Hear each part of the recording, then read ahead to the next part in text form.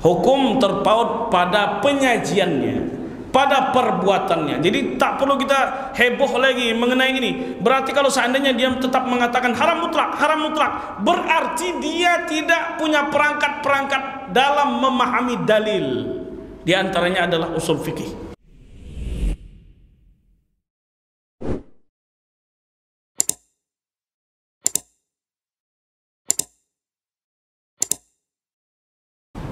Dalam ilmu hadis ada namanya mukhtaliful hadis. Jadi kita tidak pakai kitab karena kita hanya sekedar pengganti daripada Ustadz Al-Naf.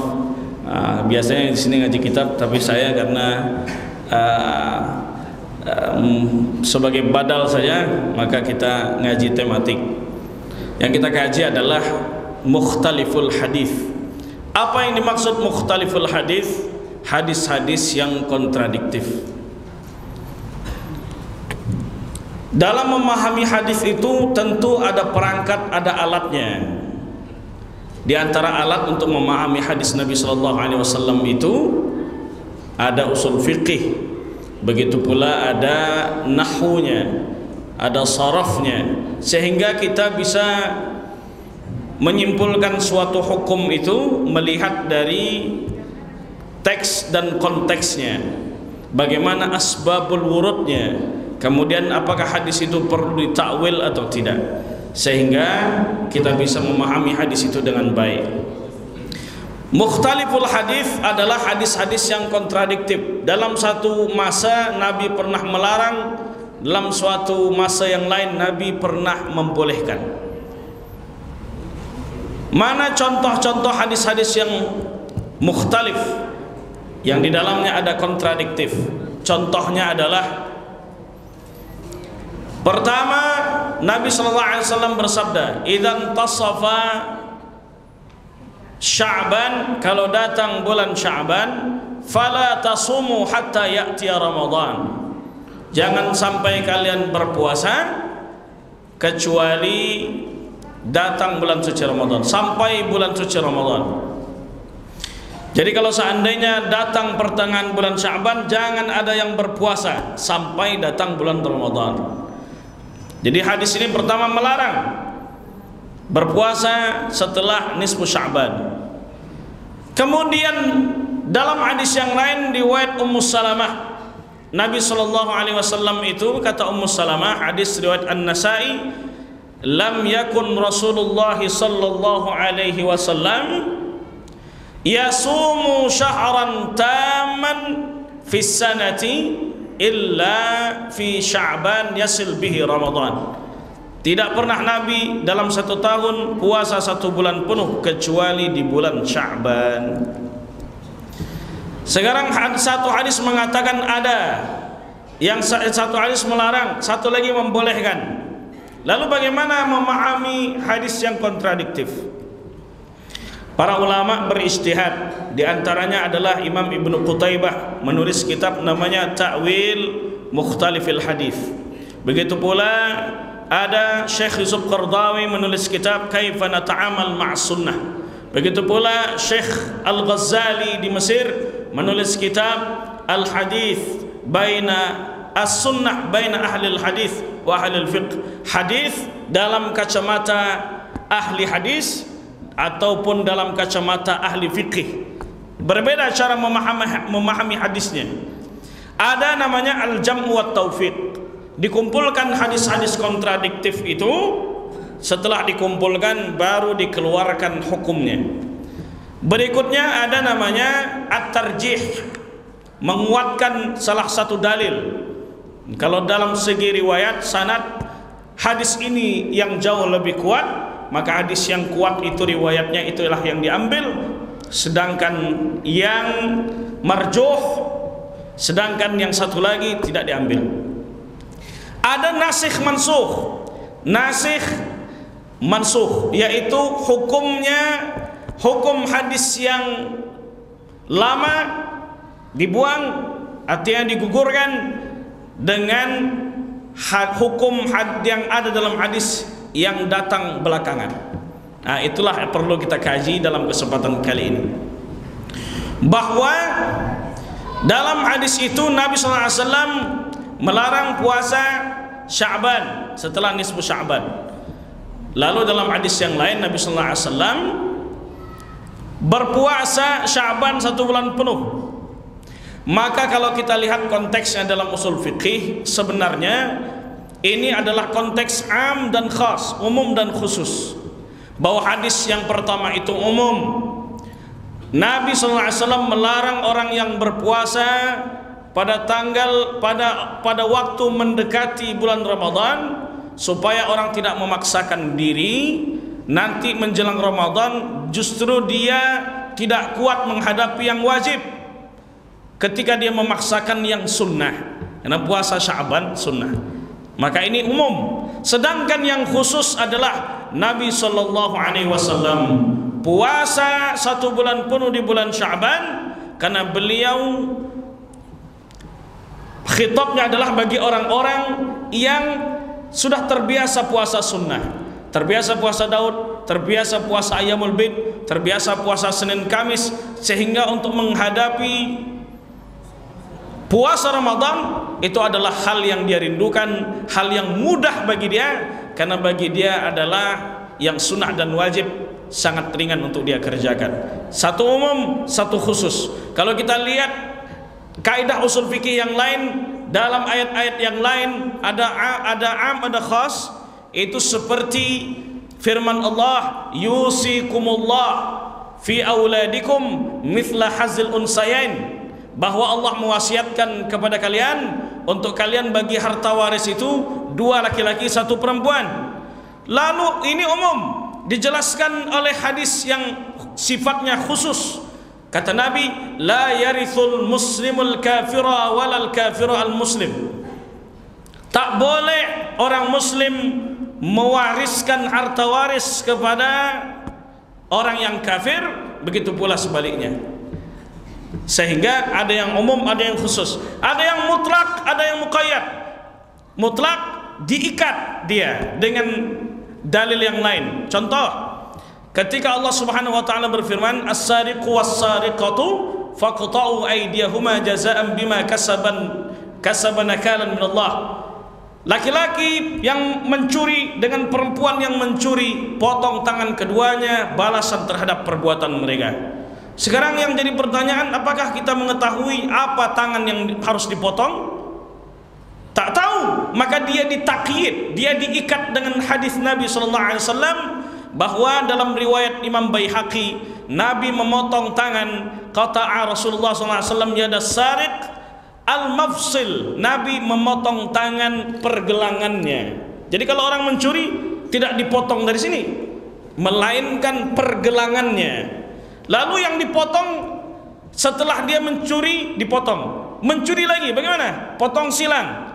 Mencuri sekali, potong tangan kiri. Mencuri sekali lagi, potong tangan kanan. Potong kaki kiri. Mencuri sekali lagi, potong tangan kiri.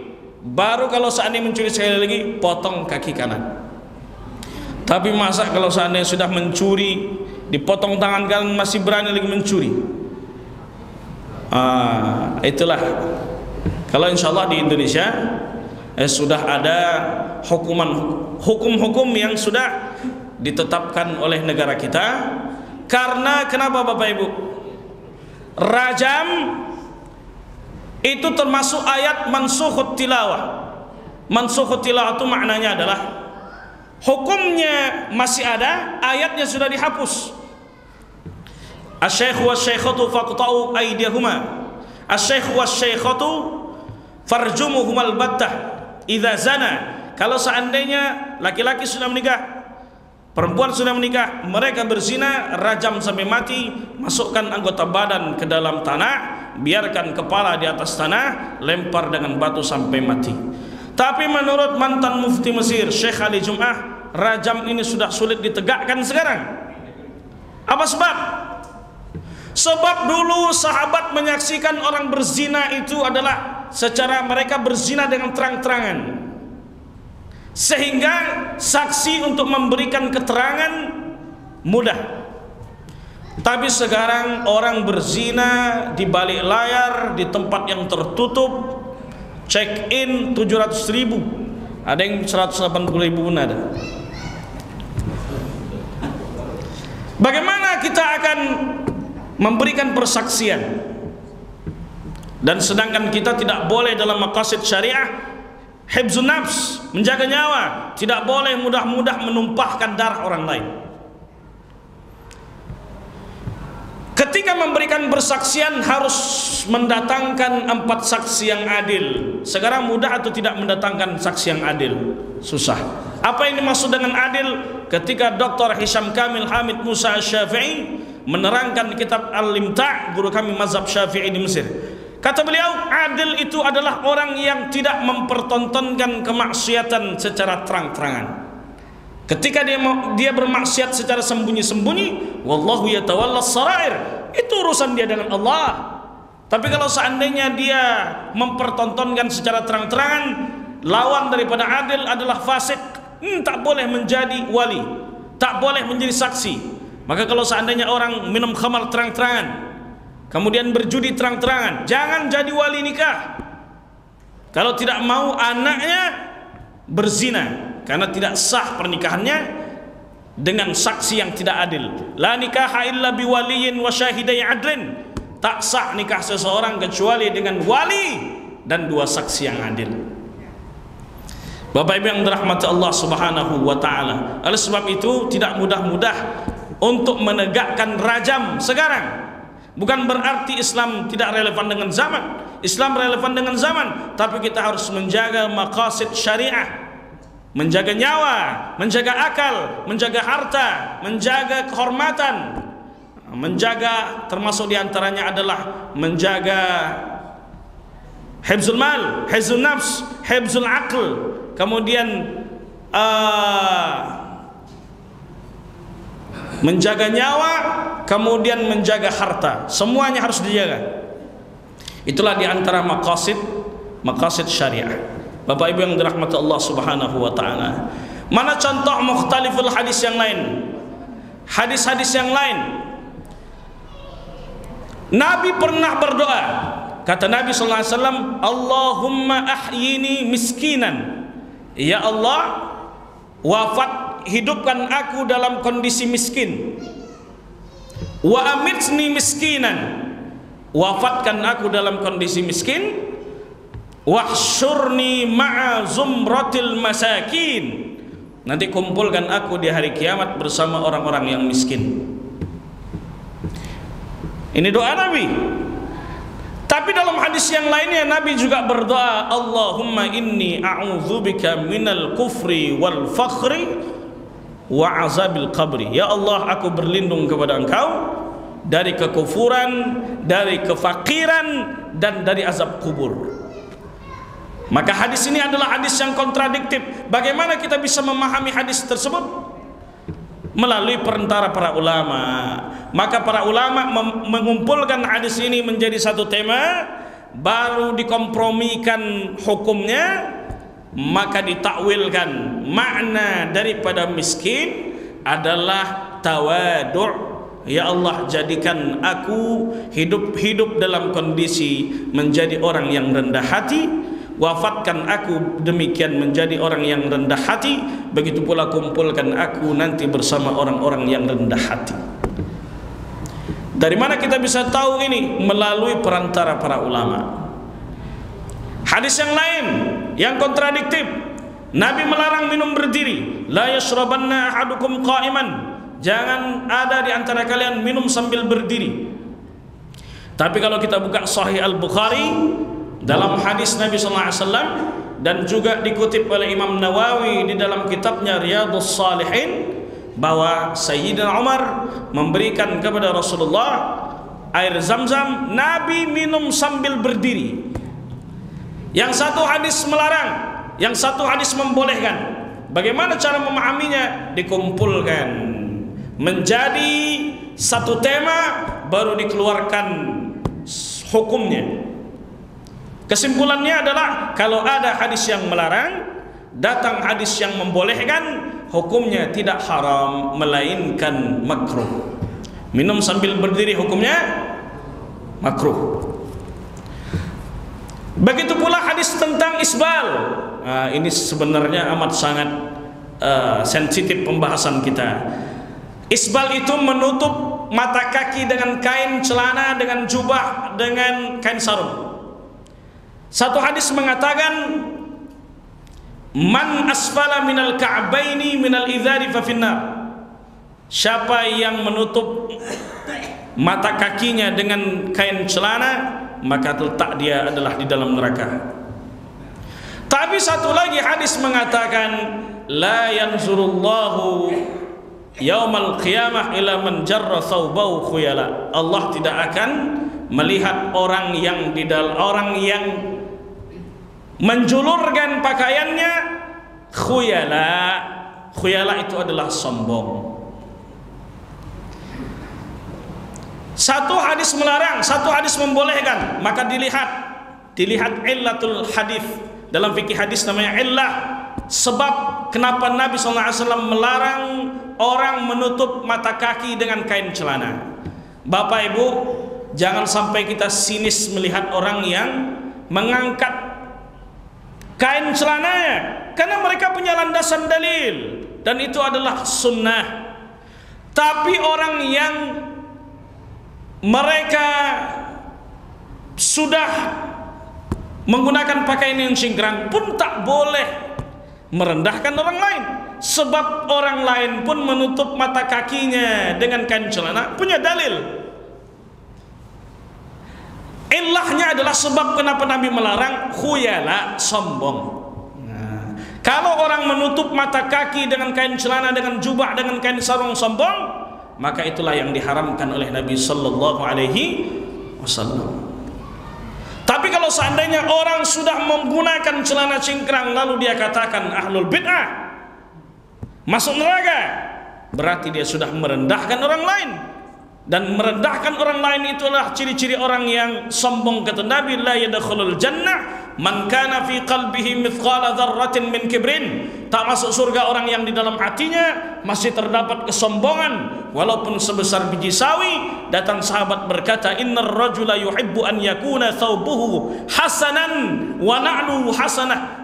Wahai Rasulullah, ada seseorang senang menggunakan pakaian bagus dan sendal yang bagus, apakah dia tergolong orang yang sombong? Nabi tegaskan, innallaha jamil yuhibbul jamal. Sesungguhnya Allah itu indah, cinta dengan keindahan. Ibu menggunakan telekung, menggunakan jilbab, menggunakan gamis yang bagus adalah keindahan dan Allah cinta dengan keindahan.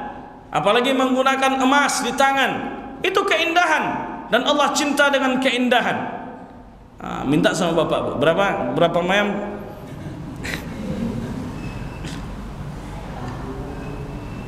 Kami menikah kemarin Bapak Ibu, akad itu saja, tak ada ngasih emas, duitnya terbatas, tak ada haflah. Tapi alhamdulillah di sini kemarin ramai, banyak yang mendoakan. Cuma ada juga yang datang mendengarkan tausiah UAS, berfoto dengan UAS sama awak tak berfoto. Bapak Ibu yang dirahmati Allah Subhanahu wa taala. Nah, itu adalah candaan saja. Artinya kuncinya, intinya adalah pada orang yang sombong. Insyaallah kita semua dijauhkan dari sifat sombong. Amin ya rabbal alamin. Jadi kata Nabi apa? Al-kibru, sombong itu adalah batarul haq, menolak kebenaran, wa ghamtun nas, dan merendahkan orang lain. Maka ini adalah hadis yang kontradiktif. Oleh sebab itu harus berlapang dada. Jadi orang yang menggunakan celana yang di atas mata kaki, dia melaksanakan sunnah. Dan orang yang menutup mata kaki pun tak ada masalah ketika dia tidak sombong. Itulah namanya mukhtaliful hadis, hadis-hadis yang kontradiktif. Mana hadis-hadis yang kontradiktif yang lainnya? Dalam satu riwayat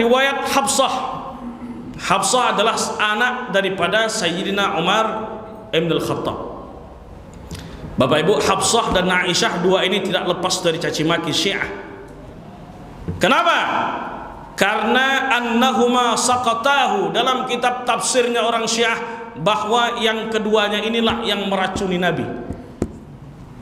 Kenapa mereka katakan demikian? Supaya mempercepat bapak-bapak mereka untuk mengambil alih kekuasaan setelah Nabi meninggal dunia.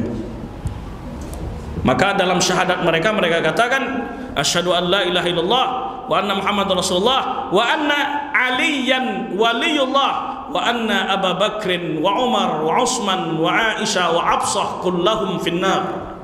Dan aku bersaksi bahwa Abu Bakar, Umar, Utsman, Hafsah dan Aisyah semuanya di neraka. Itu persaksian mereka. Istri Nabi yang mereka anggap hanya Khadijah, sisanya adalah, mohon maaf cakap, pelacur. Itu keyakinan orang Syiah, bisa kita temukan di dalam kitab Usulul Kafi, kitab-kitabnya orang Syiah. Kenapa mereka benci dengan sahabat-sahabat? Karena sahabat-sahabat ini ketika Nabi wafat bermusyawarah. Kalau orang tak baca sejarah, dia akan kafirkan, dia akan benci dengan Abu Bakar, dia akan benci dengan Umar, terbawa atas isu yang dibawa oleh Syiah. Mereka sudah musyawarah siapa yang mengurusi jenazah Nabi. Sayyidina Ali, karena dia adalah menantunya, bukan Pak Ali, Ustaz Ali, imam kita. Sayyidina Ali radhiyallahu anhu. Sedangkan Abu Bakar, Umar, Utsman dan sahabat lainnya itu berkumpul di Saqifah Bani Sa'idah di pintu 326. Kalau Bapak Ibu berangkat umrah, pintu 3626 jumpa dengan Saqifah Bani Sa'idah, taman kecil yang dikasih kotak saja. Itu adalah tempat di mana mereka bermusyawarah siapa yang berhak menjadi khalifah setelah wafatnya baginda Rasulullah sallallahu alaihi wasallam. Bukan karena haus kekuasaan, tapi karena umat ini tidak bisa sehari tanpa pemimpin, akan terjadi kekacauan. Itulah kenapa ketika turun wali kota dipilih PJ-nya, turun gubernur dipilih PLT-nya, karena umat ini tidak bisa sehari tanpa pemimpin. Bapak Ibu yang dirahmati Allah, dalam satu riwayat dikatakan bahwa lam yasum Rasulullah sallallahu alaihi wasallam tis'an min Zulhijjah. Samat Rasulullah sallallahu alaihi wasallam tis'an min Zulhijjah. Kata Nabi, kata Hafsah bahwa Nabi sallallahu alaihi wasallam puasa 9 hari pada bulan Zulhijjah, 9 hari pertama dari tanggal 1 sampai tanggal 9. Tapi hadis riwayat Aisyah radhiyallahu anha, kata Aisyah, ma ra'aitu Rasulullah sallallahu alaihi wasallam sama ashran qattun. Aku tidak pernah melihat Nabi sallallahu alaihi wasallam puasa yang 10. Maknanya adalah puasa pada tanggal 1 sampai 9 Zulhijjah. 10-nya kita tak puasa sebab itu hari raya Idul Adha.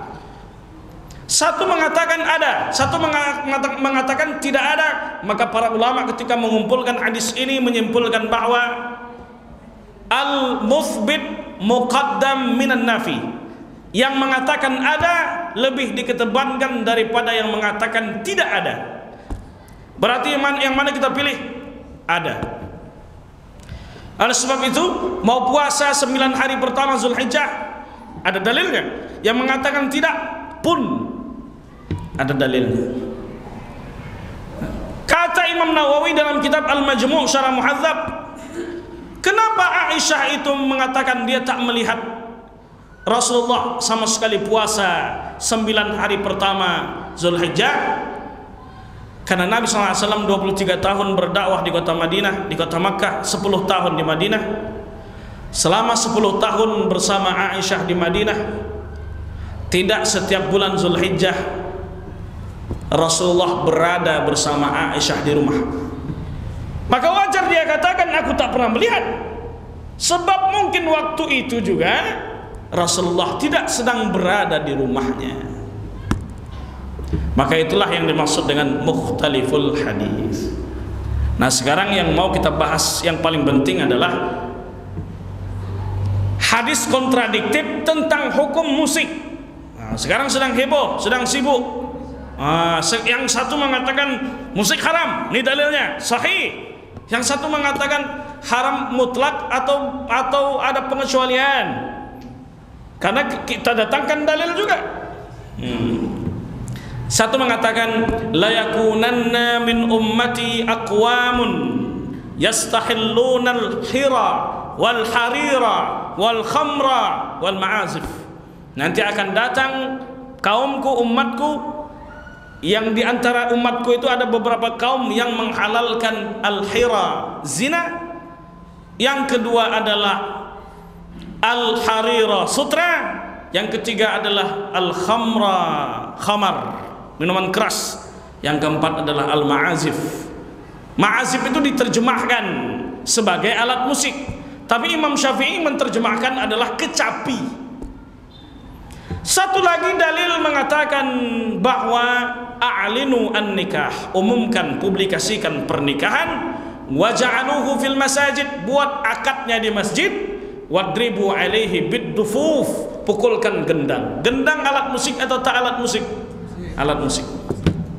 Berarti hadis ini kontradiksi antara satu dengan yang lainnya. Begitu pula dengan hadis riwayat Bukhari, datang dua orang di dalam rumah Nabi, seorang budak, dua orang budak perempuan, mendendangkan lagu Mu'af, lagu perdamaian. Lalu kata Abu Bakr Siddiq, apakah mereka menyanyikan, memainkan seruling syaitan?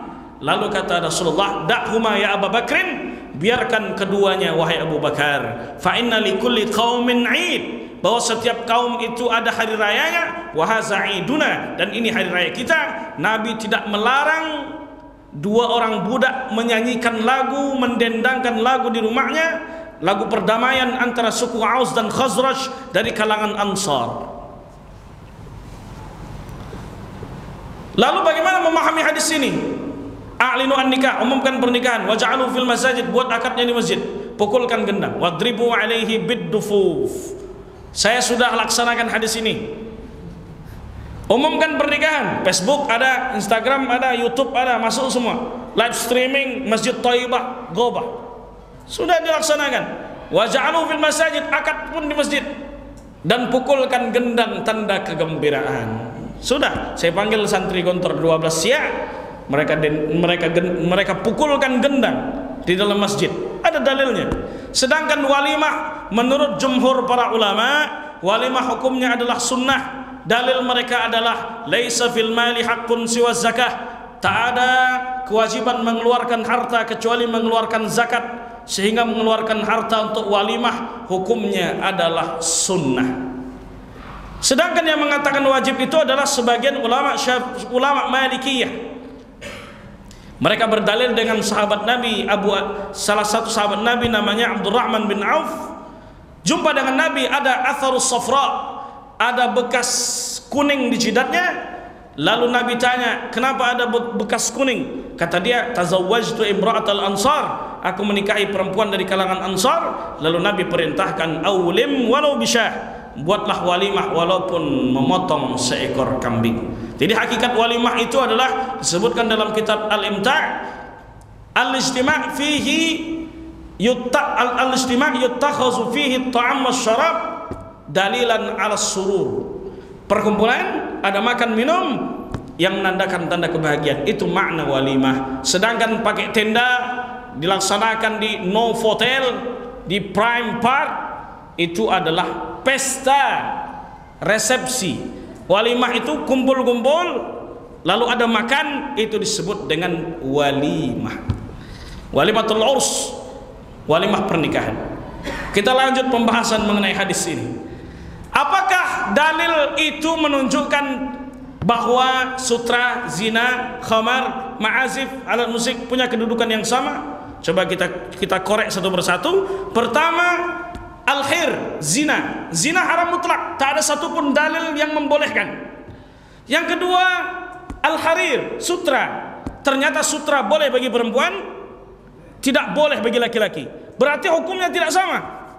Yang ketiga adalah al-khamar. Khamar haram, tapi dalam kondisi tertentu, saat kita dalam butuh dijadikan sebagai obat, khamar boleh. Yang keempat adalah alat musik. Ulama menjelaskan bahwa waw di situ dan itu makna iqtiran, maknanya adalah bersamaan. Jadi bukan dan haram, ini haram, bukan. Tapi maknanya adalah diharamkan. Nanti akan ada orang yang menghalalkan bahwa dia minum khamar sambil zina, kemudian sambil juga dia menggunakan sutra dan sambil memainkan alat musik. Jadi bukan itu menunjukkan bahwa hukumnya adalah sama antara alat musik dengan zina dengan khamar. Kalau hukumnya sama mutlak, kenapa Nabi membolehkan memukulkan gendang?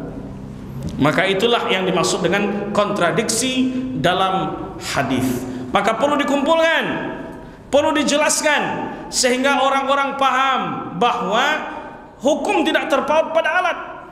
Apa hukum pisau? Tak ada. Hukum terpaut pada perbuatannya. Kalau dipakai pisau untuk menyembelih hewan kurban, perbuatannya berpahala. Tapi kalau dia pakai untuk menikam orang, membegal orang, maka perbuatannya dosa. Apa hukum mikrofon? Tak ada. Ini dulu ustadz-ustadz salafi yang ada di syekh salafi yang ada di Masjidil Haram sempat mengharamkan mikrofon untuk Masjidil Haram. Tak boleh. Yang mengatakan tak boleh itu didatangi oleh Syekh Mutawalli Sya'rawi. Dia katakan kalau ini tak boleh, kacamata juga tak boleh.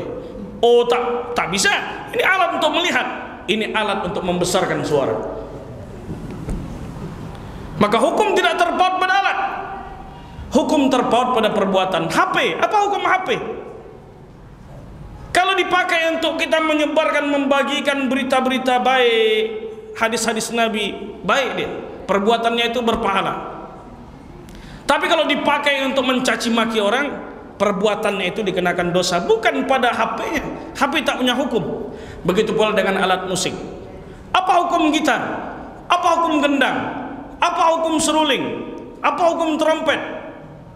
Hukum terpaut pada penyajiannya.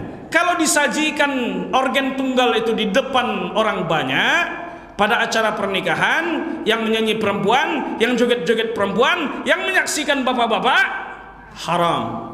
Penyajiannya haram, bukan alatnya haram.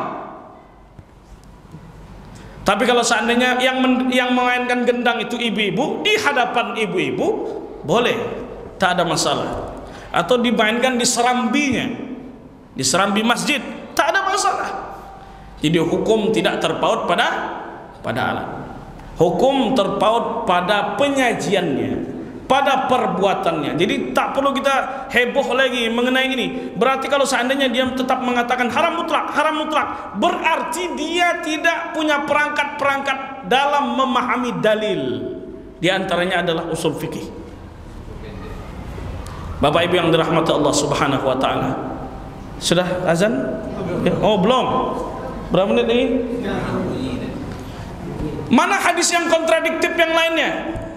Hadis sahih dalam riwayat Bukhari bahwa Nabi menciptakan langit dan bumi 7 hari 7 malam.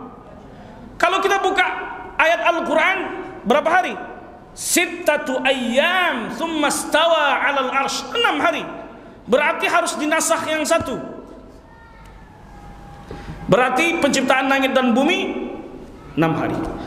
Itu dikatakan oleh Imam Al-Khatib Al-Baghdadi. Ketika ada hadis yang bertentangan dengan Al-Quran, digugurkan hadisnya.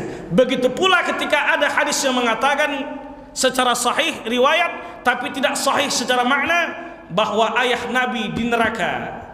Datang seseorang bertanya kepada Nabi setelah ziarah makam ayahnya, "Ya Rasulullah, aina abi? Di mana nanti ayahku?" Lalu Nabi katakan, "Inna abaka finnar," ayahmu di neraka, karena ayahnya Yahudi. Lalu karena mukanya masam, Nabi hibur dia dengan mengatakan, "Inna abi wa abaka finnar," ayahku dan ayahmu sama-sama di neraka. Sekarang pertanyaannya, ini hadis sahih. Apakah yang dimaksud ayah di situ adalah ayahnya Abdullah? Berarti dalam silsilah keturunan Nabi sampai Nabi Ibrahim sampai Nabi Adam ada yang kafir.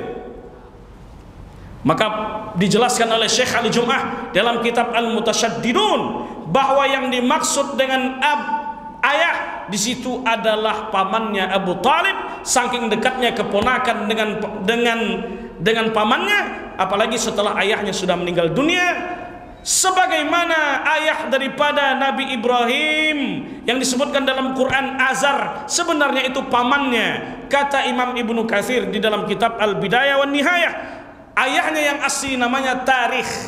bukan Azar. Azar pamannya, untuk menjaga kemuliaan nasab Rasulullah sampai kepada Nabi Ibrahim dan sampai kepada Nabi Adam alaihissalam. Jadi ini maksud dengan ayah adalah Abu Talib yang tidak sempat bersyahadat, tidak sempat masuk ke dalam Islam. Dan hadis ini bertentangan dengan Quran, bahwa Quran mengatakan wa ma kunna mu'adzibina hatta nab'atha rasula, kami tak akan mengazab satu kaum sampai kami mengutus nabi di tengah-tengah mereka.